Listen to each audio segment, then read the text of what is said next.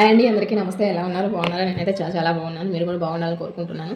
So ఈరోజు మన topic వచ్చేసరికి మనం అతిగా ఆలోచిస్తే ఏమవుతుంది, ఆలోచించాల్సిన పని ఏంటి అని చెప్పేసి ఈ టాపిక్ మీద మనం ఈరోజు అయితే వీడియోని స్టార్ట్ చేస్తున్నాం. Please welcome back to our channel. మీరు ప్రసాద్ లాక్స్. నా వీడియోని స్కిప్ చేయకుండా చూడండి ప్లీజ్.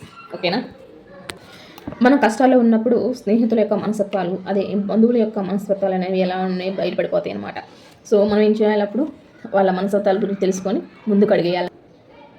మనం ఏదైనా సరే ఒక విజయాన్ని సాధించామంటే ఆ విజయం చూసి మనం మురిసిపోకూడదు.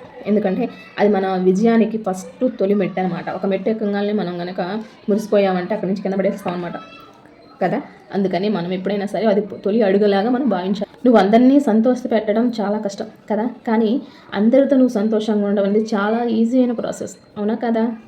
మనం ఎవరైనా సరే ఒక వ్యక్తి మనకి ఏమన్నా సహాయం కోసం అడిగాడు అనుకో, అప్పుడు మనకి కుదిరినప్పుడు చేయకుండా వాళ్ళు అవసరం వచ్చినప్పుడు ఫోన్ చేసినప్పుడు మనం కనుక చేయగలిగితే మన పనులను పక్కన పెట్టి చాలా చేయగలిగితే అది సహాయం అవుతుందన్నమాట.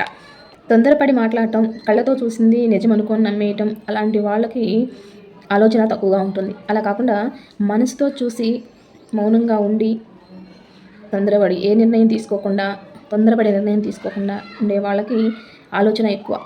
మనకి నోరు ఉంది కదా అని చెప్పి ఏది పడేసి అది ఎదుటి వాళ్ళని అనేసి బాధపడితే వాళ్ళు బాధపడటం బాగానే ఉంటుంది, కానీ ఆ మనసును మనం గాయపరిచినప్పుడు ఆ గాయాన్ని మళ్ళీ మనం మాన్పించడానికి మన జీవితకాలం అనేది సరిపోదన్నమాట. మనం ఎవరైనా సరే మంచి వాళ్ళకి ఫస్ట్ 2 బహుమతులు అయితే వస్తాయి. నాకైతే వచ్చినాయి. అవేంటి? అవమానాలు వస్తాయి, తర్వాత అపనిందలు వస్తాయి. కానీ వీటన్నిటిని తట్టుకొని బయటికి పడితే మనం విజయాన్ని సొంతంగా చేసుకోవచ్చు. అలానే సింహం వెనుక ఎన్నో కుక్కలు తెగ మరుగుతుంటాయి. సింహం వెనక మరుగుతుంటాయి, అంతేకాని సింహం ముందుకు వచ్చి జూలేమి ఇప్పవు కదా కుక్కలు. అలానే మన వెనుక కూడా చాలామంది చాలా రకాలుగా మాట్లాడుతూ ఉంటారు, కానీ మనం ముందుకు వచ్చి మాట్లాడితేనే కదా ఏదైనా తెలిసేది. కానీ వెనక మాట్లాడే వాళ్ళ మాటలు మనం పట్టించుకోకూడదు. వెనక వాళ్ళకి ధైర్యం లేక ముందుకు వచ్చి మాట్లాడలేక వెనక మాట్లాడుతున్నారు. అలాంటప్పుడు అలాంటివన్నీ మనం పట్టించుకొని బయలుతే మనం పైకి రాలే. అలాగని మన విలువ తగ్గిపోదు కదా.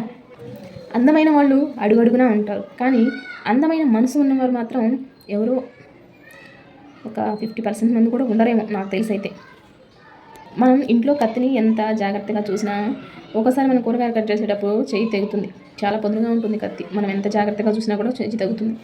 అది కత్తి నైజం అనమాట. అలాగే మనం కొంతమంది మనుషుల్ని ఎంత ప్రేమగా చూసినా వాళ్ళు మనల్ని ఏదో ఒక మాటల చేతో చేష్టలతో బాధ పెడుతూనే ఉంటారు. అది వాళ్ళ స్వభావం. జీవితం మనకి ఎప్పుడు విజయాలను ఇవ్వదండి, అవకాశాలు మాత్రమే ఇస్తుంది. మనం ఆ అవకాశాలను సద్వినియోగపరుచుకొని శక్తిని పుంజుకొని అనేది మన చేతుల్లోనే ఉంటుంది. అవకాశం సద్వినియోగించిన శక్తి అనేది మన చేతిలో ఉంటుంది, కాబట్టి ఆ జీవితం అనేది మన చేతుల్లోనే ఉంటుంది. మనం జీవితంలో ఎవరి మీదైతే ప్రేమను పెంచుకుంటామో వాళ్ళు మనకి ఎంతో బాధను మిగిల్చిపోతారు. అదైతే మనకి నిజ జీవితంలో చాలా వరకు జరుగుతూనే ఉన్నాయి. కొన్ని జీవితాలు నేనైతే చూశాను. సులువుగా వచ్చింది ఏదైనా సరే దాని విలువ తక్కువగానే ఉంటుంది కదా. అది వస్తువైనా మనిషి అయినా ఏదైనా సరే, కానీ కష్టపడిన దాన్ని మాత్రం చాలా విలువ ఉంటుంది. కష్టపడింది శాశ్వతంగా ఉంటుంది కదా. అది బంధమైన, స్నేహమైన, వస్తువైన, ఎక్సెట్రా ఇంకా ఏదైనా అనుకోవచ్చు. ఎవరి జీవితం వాళ్ళకి గొప్ప, అంతేకాని పక్కన వాళ్ళ జీవితం మీద మనం చూసి వాళ్ళ లైఫ్ లాగా మనం మన లైఫ్ ఉండాలి అనేది మాత్రం స్వార్థం అనమాట. అయినా సరే మనం పట్టుకున్నామంటే దాన్ని విడిచిపెట్టకూడదు. ఒక మనిషి మనసుని మనం ఒక నిమిషంలో గాయపరచవచ్చు, కానీ ఆ గాయపడిన మనసుని మాత్రం మనం అంత తొందరగా బయటికి తీసుకురాలేం. అది మన జీవితకాలం కూడా సరిపోదు. కొన్ని విషయాల్లో అయితే కష్టం అనేది ఎప్పుడు ఉండిపోదు కదా. సంతోషం కూడా వస్తుంది. నీ పక్కన ఉన్నప్పుడు పట్టించుకొని బంధాలు దూరంగా వెళ్ళిపోతే పట్టించుకుంటావు అని ఎలా అనుకోవటం, అది మన అమాయకత్వమే కదా.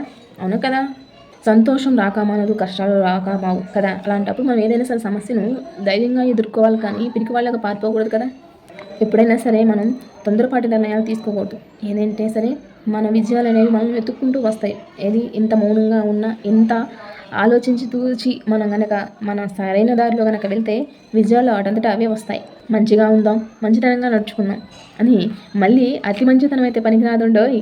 అతి మంచితనానికి వెళ్తే మళ్ళీ మోసపోతాం అనమాట. వీటిలో కూడా కొన్ని లోపాలని, మంచితనం అతి మంచితనం కూడా మనం చూసుకోవాలి. అతిగా సర్దుకుపోవటం, అతిగా మనుషులు నమ్మేయటం కూడా ఇవి ఒక మనకు చెడు అలవాటులానే ఉంటాయి అన్నమాట. ఇది ఒక చెడు అలవాటు అని మనం తెలుసుకొని మంచిగా మలుసుకుంటే మన లైఫ్. ఈ సమాజంలో జాలి గుణం వాడికి కష్టాలు ఎక్కువ, కఠిన గుణం గల వాడికి సంతోషాలు ఎక్కువ, సుఖాలు ఎక్కువ అలా ఉంది ఇప్పుడైతే. పనిమంతుడు పనిని విశ్రాంతిగా తీసుకుంటాడు, కానీ బద్ధకస్తుడు విశ్రాంతిని కూడా పనిగా భావిస్తాడనమాట. కాబట్టి ఎవరికి ఎంత చెప్పాలో అంతే చెప్పాలి, వినకపోతే వారి కర్మ వాళ్ళే తెలుసుకుంటారు. ఏదైనా దెబ్బ తగిలితే కదా మనిషికి ఆ నొప్పి విలువ తెలుస్తుంది. అవతలి మనిషి కనుక దెబ్బ తగిలితే నొప్పి తగిలదు. వాళ్ళకి కనుక దెబ్బ తగిలితే ఆ నొప్పి విలువ అనేది వాళ్ళకి తెలుస్తుంది. కలిసి ఉండాలి అనుకునే వాళ్ళు అర్థం చేసుకోవాలనే ప్రయత్నిస్తారు. కానీ విడిపోవాలనుకునే వాళ్ళు ఏదో ఒక సాకు చెప్పేసి బాధ పెట్టడానికి మనల్ని ట్రై చేస్తూ ఉంటారు.